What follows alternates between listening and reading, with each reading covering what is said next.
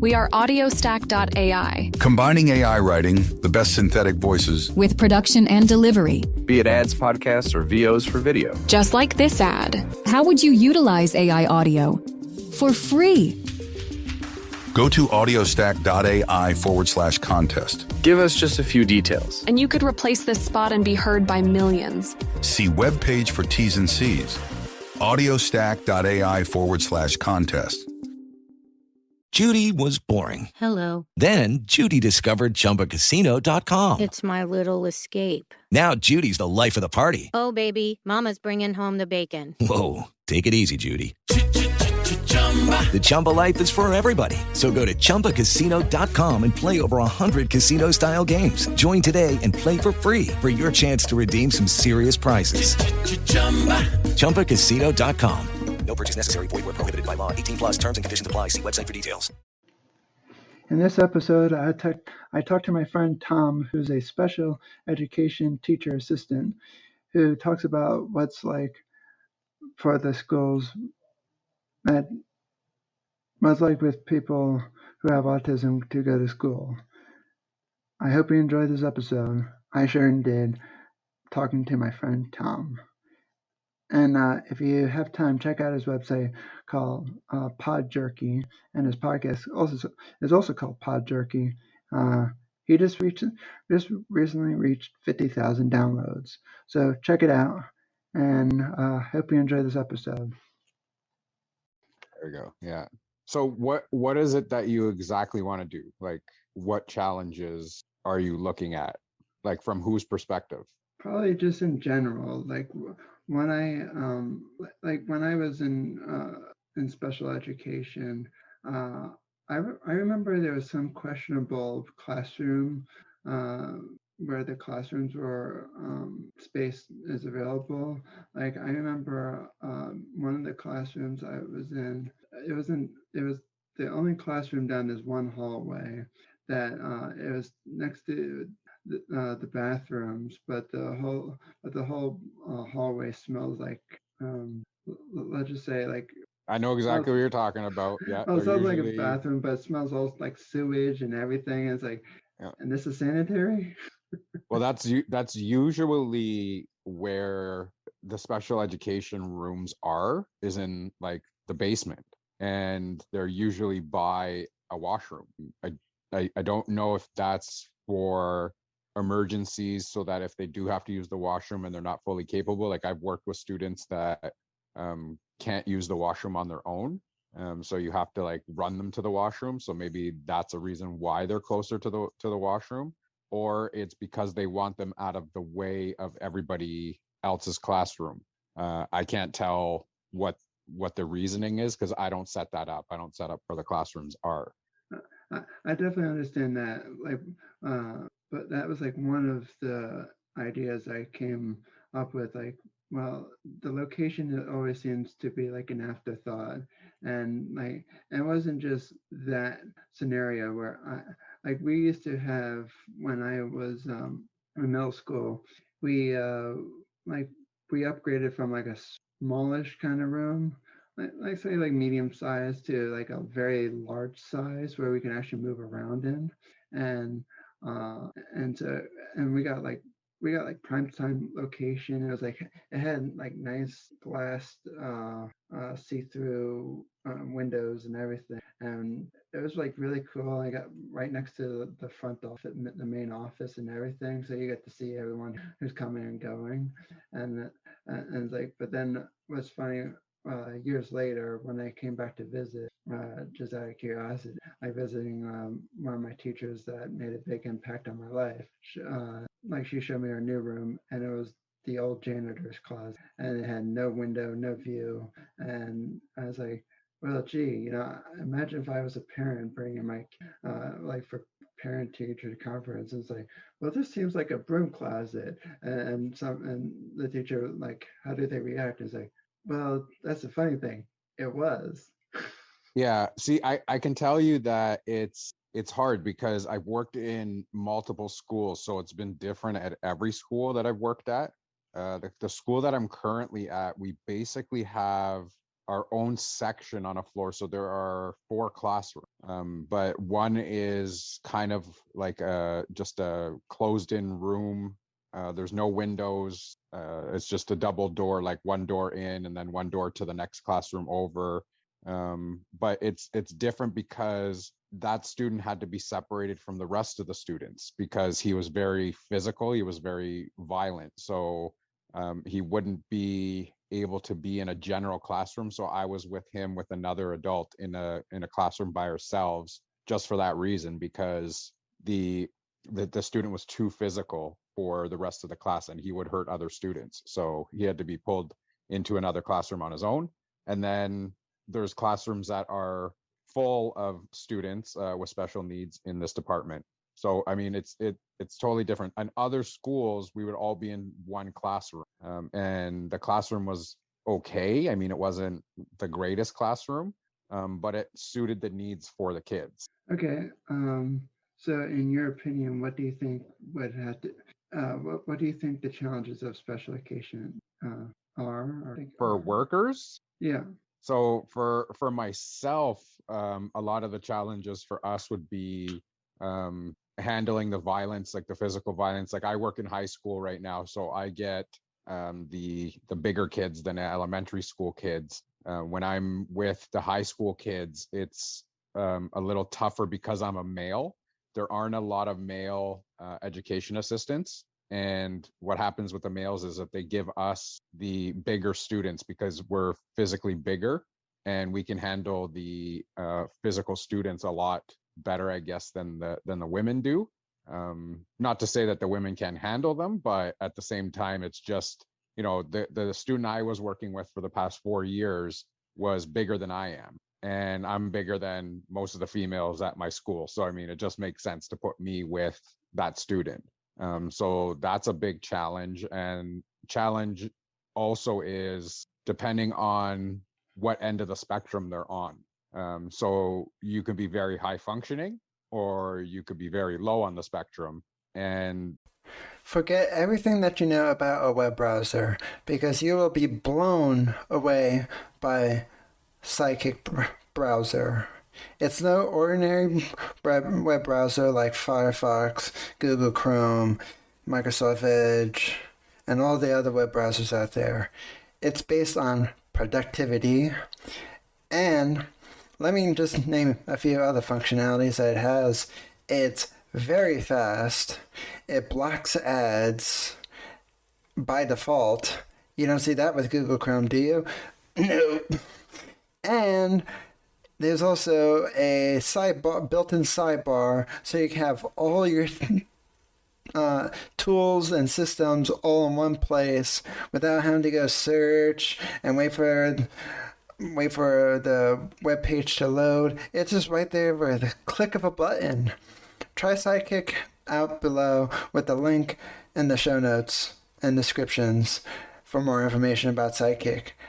It'll boost your productivity probably tenfold, because that's what I use it for, is productivity. Check out Sidekick and tell them I sent you. The challenges there for us are to create a program for the student based on their needs. So my student was unable to do quite a few things.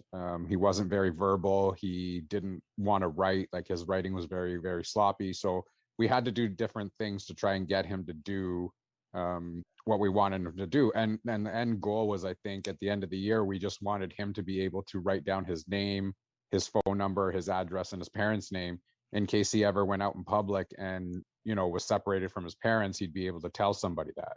That makes sense. Now I'm kind of wondering if this blog post was a bad idea. Crap. Has there any, I'm trying to think of the words. Like, what, do you think there's any, challenging parts for this students in special education today? Oh yeah, absolutely. They have the issue I see in schools is that they get their workers get switched too much. So there's no consistency with their workers. You will have, you know, one worker one day, another worker another day. There's not enough staff to cover the amount of students there are in the departments. So I think that consistency isn't there for kids that are on the spectrum, and they need that repetitiveness, right? I don't know how you are with that, but the repetitiveness for a lot of kids on the spectrum, they require that. So every day would be the same schedule.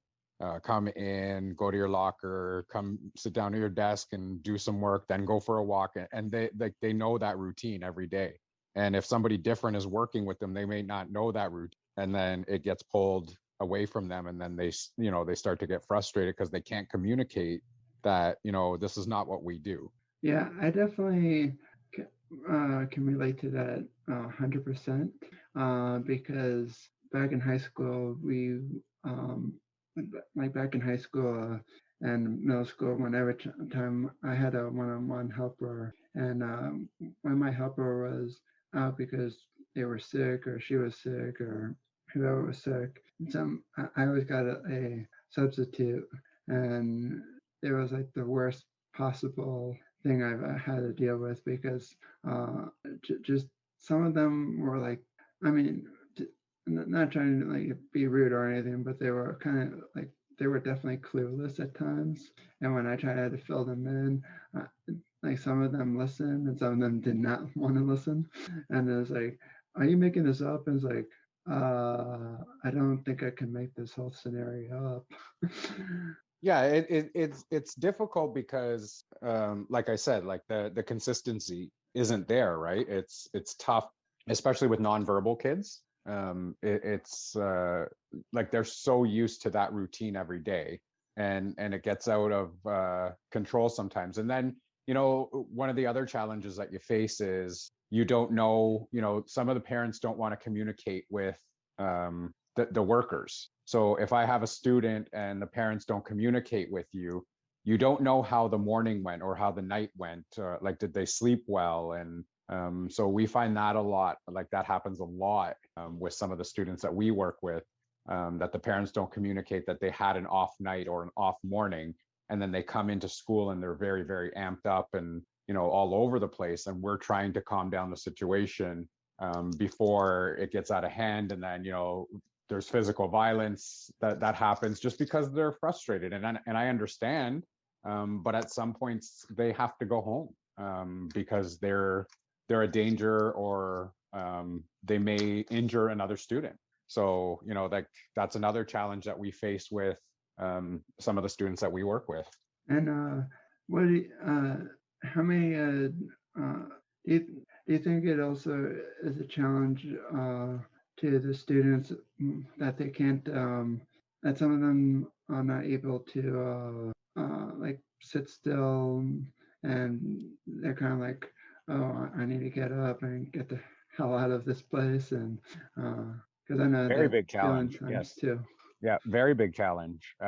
There's a lot of students that they just want to get up and be, walking around or doing something physical. And, I've worked with students that will sit at their desk and do their work, and just, it just takes a little bit of extra time. But I've also worked with students that, you just say, okay, let's just get this one task done, and then we'll do, a walk, or we'll go to the gym, or we'll go, wherever it is around the school to do something in terms of physical activity. But that is a challenge. Yes, absolutely.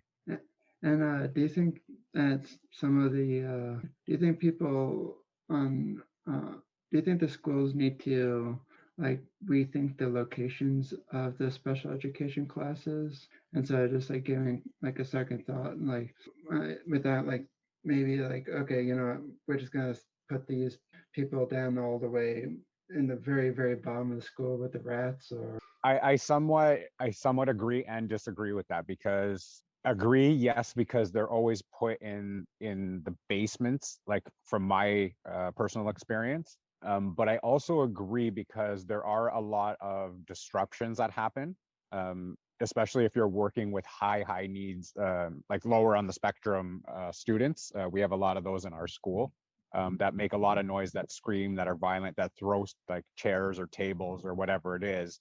And I think they try to keep that away from the general population, as to not distract the classes that are going on and the learning that's going on. So they figure if we put them, in the basement. There's still other classrooms in the basement. We're just in our own section. So like we have like 4 classrooms in part of the hallway. And then at the other end of the hallway, there's another 4 classrooms, but it's separated by a stairwell that goes up to the next floor. So we're still in the same floor as other classrooms. It's just that we're separated in our own little section, just I guess so that the noise level doesn't happen. Like we had a lot of noise coming out of our classrooms. One of the other challenges I think is that some of the workers that work with special needs kids, and I say this very often, is that there's a lot of older people that are working in special needs right now. And when they were starting off in the job, it wasn't the same as it is today. And there weren't as many tasks as there is today. And I guess the younger generation that's coming up and starting the jobs for special education have gotten a little bit more training in certain situations and know how to deal with certain situations a little more than the older generation. And that's not a knock on the older generation at all, because they're still doing a fantastic job keeping up with all the current situations that are going on. It's just that they were so used to a certain way of doing things, and then things progressively changed during the course of, the past 20 years, that they're still, try their old ways, which may not work anymore. And we find that to be a challenge sometimes too, because not everybody knows what to do. And I think generally as a school board, I think there should be more training for everybody and how to deal with certain situations. Makes sense. Just trying to think if I have any. Ask away, because you know what we're going to do? We're going to use this recording, both you and I, and we're going to put this into an episode. I'll edit it. I'll even edit it for you. Sure. Thank you. Yeah. No, this will be good, because this is a good chat, because you're going to get it into a blog, and then I'll get you to record maybe like a little intro part to it, and I'll record an intro part to it, and I'll put one up for me and one up for you. Like we'll do one for you as well. So awesome. Yeah. Like, what are the challenges that you face, that you see as a student with the teacher, like as with an assistant or a teacher being in a classroom, in a special education classroom? What are some of the challenges that you see? When I was in special education back in, I'm going to say from a high school point of view, because when I was in high school, because middle school, I really liked, I was in like one special education class for all my major subjects and everything. So I didn't have to go from one class to another class, only for my electives. But in high school, I had to jump from every single class. And I think it was totally bogus that I had to do that. And I'm going to say one thing about the bogusness of that, because there was this hallway that they called the knuckle. And as you know, the hand has 5 knuckles. And so there were 5 hallways going to one hallway. And today's podcast is presented by Podgo. Podgo is the easiest way for you to monetize your podcast, providing podcasters with a flat rate for ad space, so you always know how much you get when you include an ad from Podgo. Apply today to become a member and immediately be connected with advertisers that fit your audience. That's Podgo at podgo.co.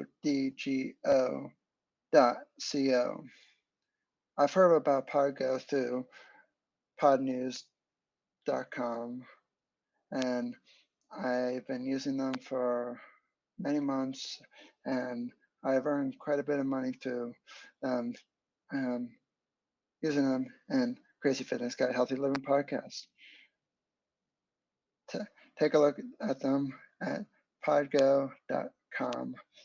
That is podgo.co.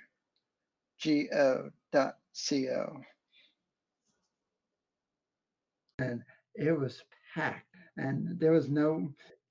If you got stuck in the knuckle, you're late to your next class automatically. And the teacher, and some teachers hated people being late, and it's like, it's not my fault. And some teachers like told me, like, well, get here in time early. Well, how do I do that? And then I started working with some of my, let's say, more laid back kind of teachers, but I mean, they still like were hard, but they weren't like, okay, well, I'm gonna stop being ball busted to you. What these people, what the laid back teachers did, like they started letting me go out of class like the last 5 minutes of class because obviously they're just going over what's due for homework. And I had my teacher for homeroom, my history teacher for homeroom. And so if I missed the last 5 minutes, and like I had study hall the next period, so I could come right back to his classroom and say, hey, I need clarification and whatnot. And so they started letting me, some of my teachers let me start leave class early. But what I saw was my English teacher. She was in 12th grade. I think she kind of taught.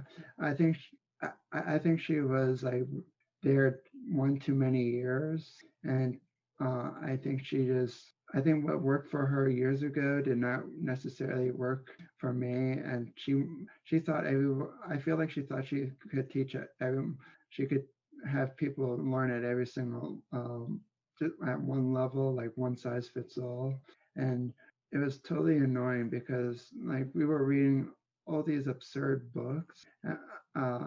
Like one of them was The Great Gatsby, and I've heard of it. I never read it. I mean, I read it for a class, but I didn't even count it as a reading list on my personal library on Goodreads because it's like I didn't even like. I'm really good at memorizing like what I read in books and whatnot.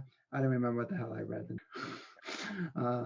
It was all a blur, and I was just trying to think, like, and like there was times where in my study hall class, I was done with all my homework assignments, and she walks by, and she says to me, and it's like, you're supposed to be working in study hall. I'm already finished. I was like, oh yeah, well let me see. She sits down. She makes me watch her, and there's one time it was most annoying. I can answer this one question on this study guide that she was having us fill out and everything. She's like, "Oh, that's in the book. It's in the book, really. That's why I couldn't find it." And so she made me watch her flip through every single page in the book, scanning each page. I think it's like 100+ page book or something. And at the end of the study hall, she admits, "You're right. The question wasn't in the book." I was like, gee, I'm right. Thank you. Thanks, Captain Obvious. And I probably shouldn't have been a smart ass to her, but she just kept on calling me lazy after lazy after lazy. And I was getting straight A's. If that makes me lazy, then let me try to get straight F's then. You know, I kind of see that every day as well. Throughout the different schools that I've been in, different adults treat the kids differently. Depending on who it is, who's working with who. There'll be some people that will back talk to the kids. There'll be some people that treat them like really, really well. There'll be some people that just don't want to pay attention.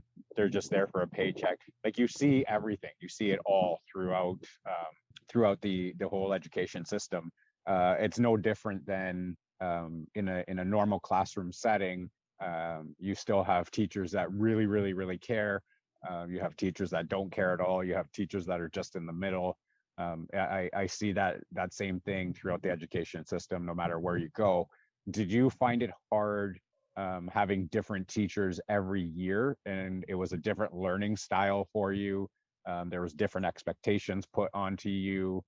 I find that every time you get a different teacher, like in our department, luckily it's the same 3 teachers that are there.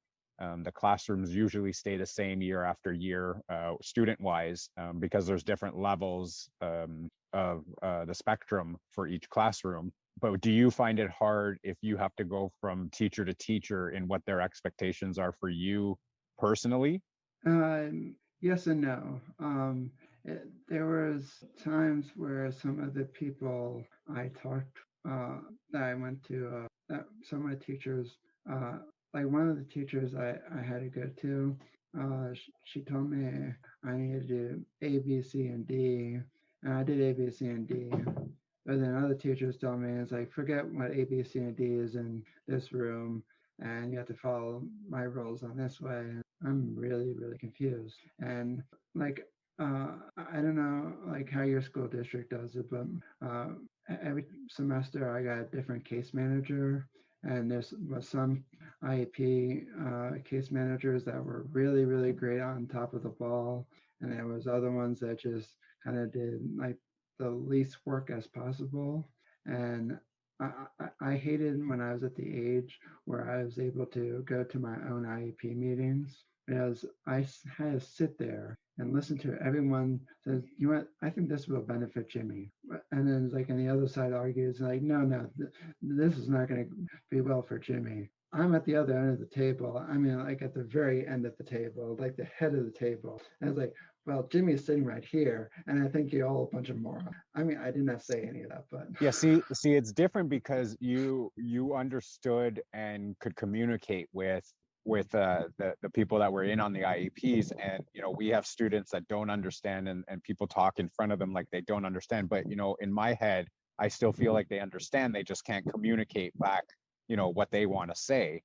Whereas you understood, and they were still saying these things in front of you, saying that this is what's going to benefit Jimmy. Only Jimmy knows what's going to benefit Jimmy. Jimmy knows how to work at his own pace, and how you're going to be able to do things at a certain tempo, pace, whatever it is. How that's going to get completed. They're just putting expectations on you because they want it done the way that they want it done. Exactly. And like when they would and during those meetings, I was not allowed to say anything. I was just sitting there minding my own business, and I was like, can I go back to class and be bored there? And some of the classes that that meeting interrupted, some of them I liked, and then there's some of them I absolutely hated. But one of the times when they were having the meetings was right in the middle of my art class, and it's like, you pulled me out of my art class. I'd rather be getting back in art. And it's like, it's more fun. But then there was times where it got me out of my English teacher's class, and it's like, yeah, she absolutely hated those meetings, and I loved it when I could see her that just looking at her face and say, I hate being here. I could be here anywhere here. And I was like, well, if I'm stuck here, you're stuck with me.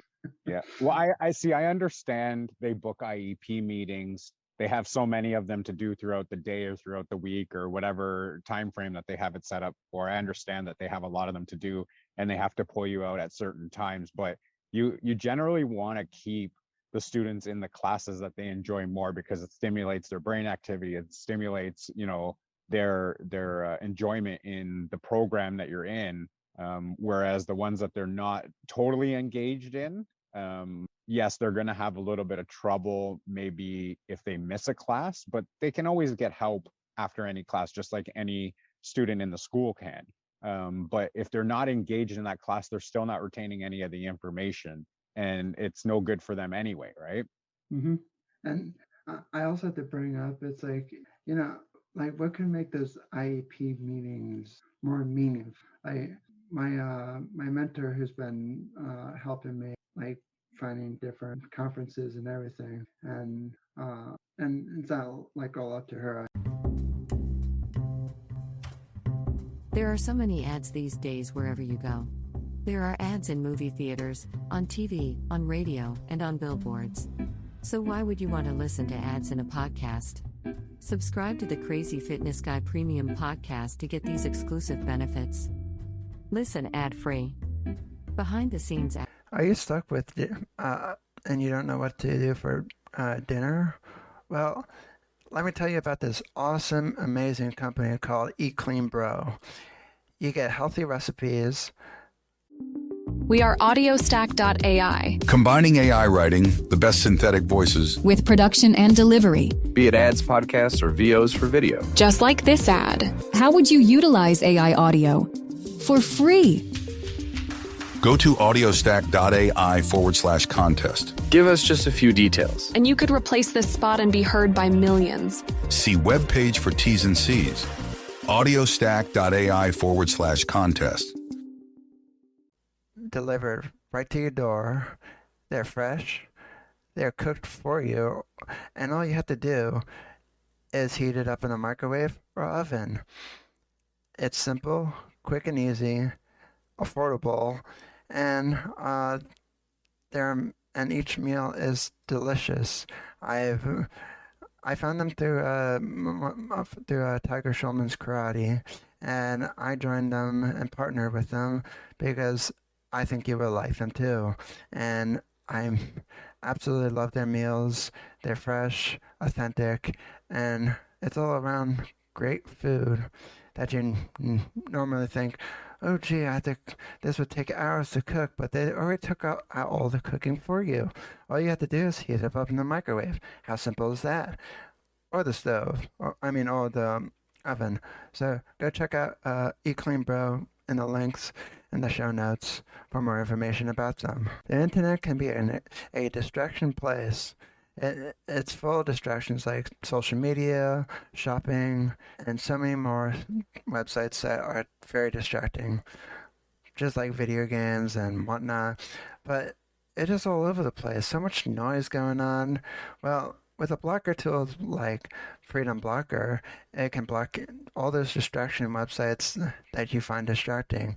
I block RuneScape, Facebook, Twitter, and all the social media marketing tools. Without Freedom Blocker, I wouldn't be able to run CrazyFitnessGuy.com because I'd be distracted all day long. But thanks to them, so I'm no longer distracted. Visit the web link in the show notes for more information about Freedom Blocker, for more information about what they do, what they are, and whatnot. And the best part about Freedom Blocker, you can use it on all of your devices: Apple, Windows, Macs, tablets, and more. Visit them to learn more information. Do you like Crazy Fitness Guy and want us to stay in business? Consider becoming a subscriber to Crazy Fitness Guy Premium Podcast. By becoming a premium podcast subscriber, you will be helping support our mission, which is to help educate people about autism and change their perspective so that they can look at it as a unique gift instead of a disease that needs to be cured. At Crazy Fitness Guy, there is only me, aka Jimmy Clare. I am what you call an indie podcaster, meaning there is no company backing Crazy Fitness Guy. So in other words, if I run out of money, there will be no more CrazyFitnessGuy.com. By becoming a premium podcast subscriber, you will get these exclusive benefits like ad-free content, so you do not have to listen to ads like this one anymore. Behind the scenes access. You will get sneak peek previews of upcoming shows, and you will get early access to episodes before it's released worldwide. Crazy Fitness Guy's premium podcast has been featured over 9+ countries around the world. So just think about that. If you like these exclusive benefits, go to crazyfitnessguy.com/support for more information. I hope you will consider supporting me and Crazy Fitness Guy for years to come. Thank you for your generous support over the years. It means a lot to me. Thank you. Access to our free Facebook community, and so much more. Become a premium member for only $5 per month. To learn more about the Crazy Fitness Guy Premium Podcast, go to crazyfitnessguy.com/healthylivingpodcast or click on the Premium Podcast link in the show notes. Now let's get back to the show. I have a conference, an app that finds different conferences. It's two that I could apply for. But she has these, she has contacts that she passed along to me and whatnot. And her point, one of the school districts that she worked with made their kids go to their own IEP meetings and actually talk in their own IEP meetings and was asking and telling the grown-ups what they need, and I thought that was kind of cool way. It's like, now if only colleges and school districts get their heads out of their clouds, they could start seeing because like, for instance, accommodations for college, and I don't know if it's everywhere in every college, but like the colleges, like, okay, one accommodation I could get is a note taking. However, that's only benefits me if someone wants to be willing to be a note taker. If no one wants to be a note taker, technically I don't get accommodation, that accommodation. So I'm just like, this is an accommodation, and it's like, you guys don't even like try it. All the teacher has to do is like, and I'm not like blaming teachers or anything in college, but it's like the accent's like, well, we have someone in this class that has an accommodation for note taking. Would anybody be interested in it? And no one ever says. I never heard one person has said yes yet. And it's I think it's totally dumb. That's a kind of accommodation because you're kind of like setting people up to fail, because like, okay, if somebody doesn't want to be a note taker, you don't get that accommodation. Well, that was the only accommodation, and so you don't get it. Yeah. That seems fair. We have technology. How about you let me have a use a Zoom and record the whole classroom, and I can listen to my notes. I was like, well, and of course there's state laws that say, well, you have to ask to record people and everything. How about you put that in the accommodations? Just let me record. And I was like, Yeah. I'd ask anybody that way. There we go. Yeah. I don't know. Absolutely. Again, I'm not a lawyer or anything. Yeah, the accommodations are a hard part of it as well. They can't accommodate everything that they put into the IEPs and any of the like the testing that they do. They try to do as best they can, but there's been a few things that I've noticed throughout the years. I mean, I don't have any specific examples offhand, but I mean, throughout the years that I've been with certain grade students, like I've worked right from kindergarten all the way up until, you know, the kids have been 21 years old. So I've seen a lot of the different accommodations that were set, and then you sit there and you think about it and say like, okay, you know what?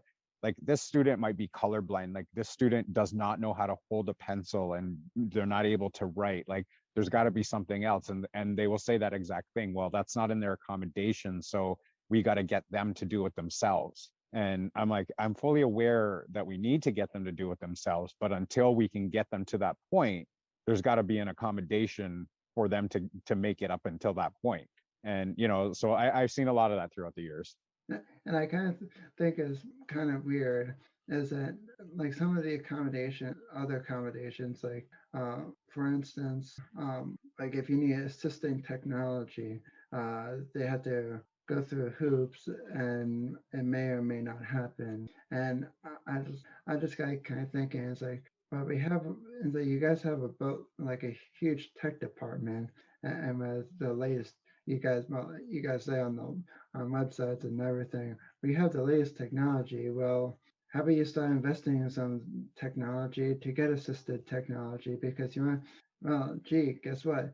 If you're accommodating more people who have extra challenges, equals more money for you guys. Cha-ching. Yeah. See, I noticed like a couple of times that I've worked with students that they're nonverbal, but they were able to do at least like one or two word strings together. And, you know, we would have teams come in and they would tell us, you know, they need to use the iPad to ask to go to the washroom. So they would have a program set up where they would touch the button and it would say washroom. And I refused to use it. And they told me, no, you need to use it. And I'm like, no, but the student can say, I need to use the washroom. Why am I letting them use the iPad to do it for them when they can say it themselves?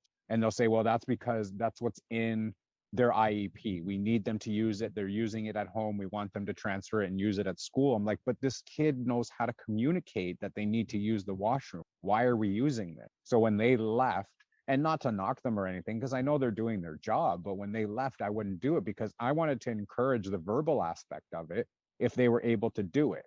It's no different than them saying to me, you know what, I can speak in sentences, but you know what, we did like some tests on you and we want you to use the iPad. Like there's no reason for it if they're able to communicate that verbally. It's kind of like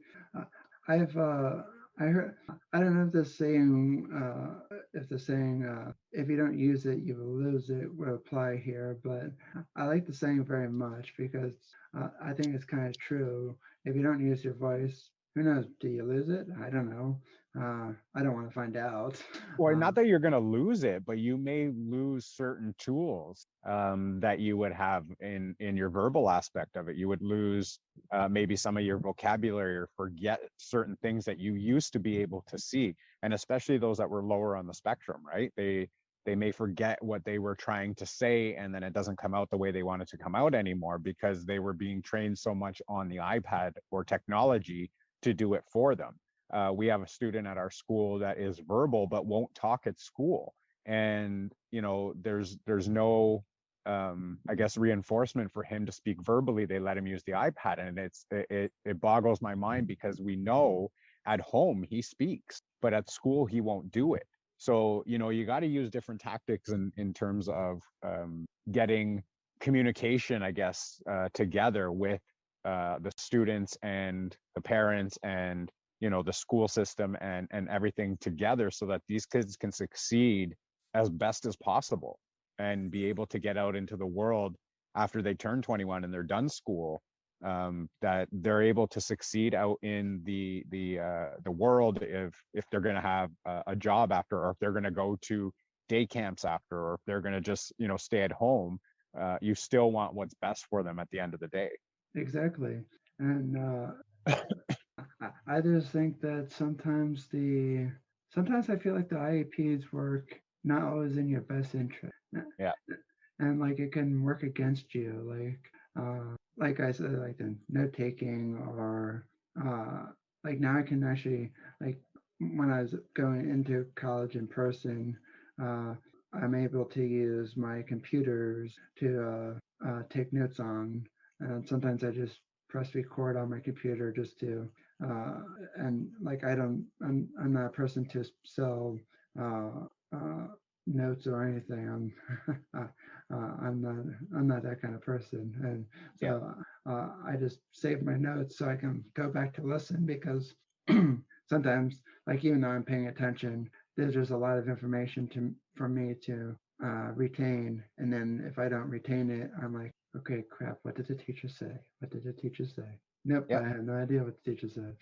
Yeah, I think a lot of I guess special needs departments are also hampered by curriculum. So like a lot of the times you don't want to stray away from the everyday routine. Like you're still doing your math, you're still doing your English, you're still doing your writing, you're still doing whatever courses it is, depending on the level that the students are at. And I like to have fun with the students. And I used to sing and dance before COVID with some of the students. And this year, because things are opening back up and we may be allowed to like congregate with classes again, I want to start a podcast with some of the students in the special needs department and get them to tell stories of their everyday lives, or maybe be able to interview and try and build some of those communication skills with them that way. And then just put it out there, and and that's something for them to look forward to. So there's other things that you can do in departments that aren't necessarily school curriculum that will actually help benefit the students outside of school when they're done. Because in the department that I'm in, there aren't a lot of high functioning kids. So at the end of their school tenure, I don't think that they're going to go out and get like an office job or some like high executive job or anything like that. Not to say that they can't, because they can do anything that they want, but at the end of the day, they hold on one sec, sorry, but there's further ones in there. Yeah, for just me. Yeah, whatever. Yeah, fine. Yeah. Sorry, I lost where I was there.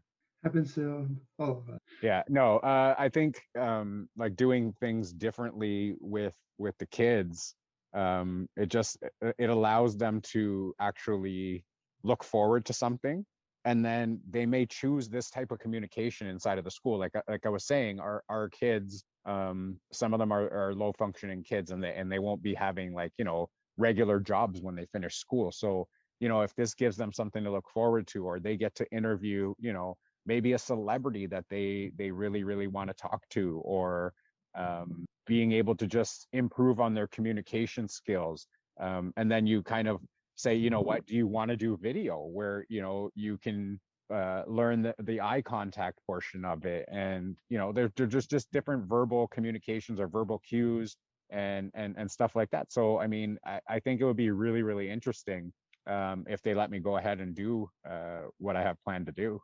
That would be awesome, because I know like some of the electives I got to do in high school, one of them was this TV/movie class, and there was actually like a kind of a TV set in the classroom, and so people got to actually work. The students got to work the lights, cameras, and actually got to be behind the desk, and that's how they did the I guess you'd call it like morning introductions and the Pledge of Allegiance and whatnot. And so, and they actually did the weather, and even though that they got it like wrong like 100% of the time, but I mean, that's science for you. But you know what, and you know, I can also teach them, you know, how to edit. And, you know, there's different things that they can do on the computer behind the scenes if they don't really want to be a voice on the microphone or a face on the camera. There's different things that they can do behind the scenes that they may be able to do when they leave high school, because you know what, we didn't know that they had those skills on the computer because we don't give them that opportunity, because we want them to be, you know, at their desk and writing and doing this and doing that. And, you know, if we give them that opportunity, maybe they excel at that, and they just can't communicate with us to say, hey, this is something I want to do, but we have no idea that that's what they want to do. So I'm going to try and bring that forward and see if that's something that we can work on, and see if that's something the kids would enjoy. I know there's a few kids that would love to do it because they aren't shy on a microphone at all, because they would get on a microphone and sing in the classroom. So I don't think they would be shy at all to do it. And especially if they're with me, they trust me. So I would actually be on with them and help them and guide them along the way, and let them run the show. But I mean, I'd be there just in case that they had any issues or any, like, you know, dead space that they didn't feel comfortable talking. That would be awesome. Like, I remember, like, in the movie class, we got to learn, like, we were watching the movie Twilight. Obviously, it was not my most favorite movie that we watched, but my teacher actually pointed out scenes that no one else would have, like, picked up on. But she was like, see how this person was running, and she, like, played it in slow-mo. I was like, that's fake. It's all edited to make it look so real. And it was like, that's cool. And like, she had this like special kind of program on the computer. It's like, stop. And it's like, and she should dragged it along. And it's like, see, it's like not even touching the ground, not even. And it's like, I was like, I want this program. Yeah. She wouldn't even tell me what it was. Yeah, it's going to be interesting. It's I'm hoping that we can do something like that this year. I think it'll make it fun for the students. I think it'll give them a different outlook on certain things. The teachers might enjoy it because it might give them a little bit of a break from working with the students, and we can do different programming with them. So we'll see where it goes. Hopefully the kids will, you know, take to it and enjoy doing it. Yeah, hopefully. Well, like my mom always says, nothing venture, nothing gain. Absolutely. That's right. Yeah. You don't give it a try, you never know, right? That's been going off over my head for the last 4 years of running Crazy Fitness Guy. Yeah. Yeah, absolutely. Yeah. All right. Well, I think you got a lot there. Like, I mean, you can turn this into a blog. If you want to send me the recording, just email it to me. Definitely. And I'll edit it up nice. I don't know how long it's going to take me. Hopefully I can get it done this week. And then I'm just gonna use it for notes on my end for the blog post. Yeah, and I'll turn it into an episode, no problem. Like, it'll we got some good conversation. We are audiostack.ai Combining AI writing, the best synthetic voices, with production and delivery, Be it ads, podcasts, or VOs for video. just like this ad. How would you utilize AI audio? For free. go to audiostack.ai/contest. Give us just a few details. And you could replace this spot and be heard by millions. See webpage for T's and C's. audiostack.ai/contest. It's time for today's Lucky Land horoscope with Victoria Cash. Life's gotten mundane, so shake up the daily routine and be adventurous with a trip to Lucky Land. You know what they say, your chance to win starts with a spin. So go to LuckyLandSlots.com to play over 100 social casino-style games for free for your chance to redeem some serious prizes. Get lucky today at LuckyLandSlots.com. Available to players in the U.S., excluding Washington and Michigan. No purchase necessary. VGW Group. Void where prohibited by law. 18+. Terms and conditions apply.